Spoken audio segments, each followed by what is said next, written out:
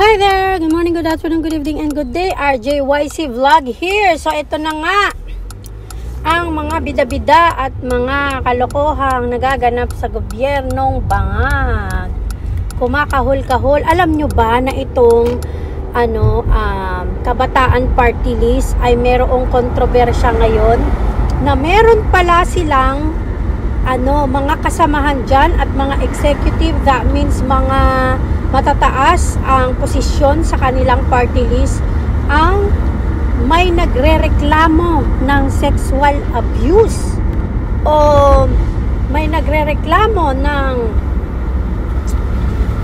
pambabalahura at pambabastos sa isang kababaihan o isang babae na hindi ko napapangalanan. Yan po ang kumakalat ngayon di umano.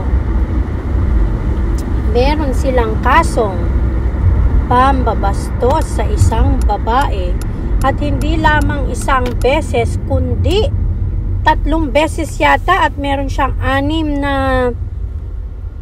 kasong nilalagay doon at hindi raw pinapansin o hindi binibigyan ng atensyon ng Kabataan Party List. So, alam niyo na, basta talaga masama ang intensyon sa buhay, masama rin talaga mga kasamahan,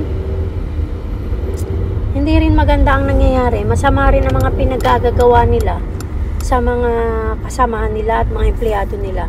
Sinisigaw-sagawan pa daw siya at minumura daw yung biktima na yon.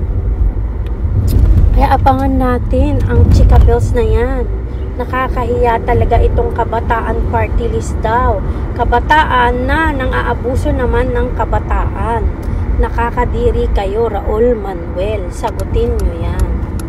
Kaya hindi na kami magtataka na binabalahura nyo si VP Sara dahil mga balahura din ang mga pag-uugali nyo.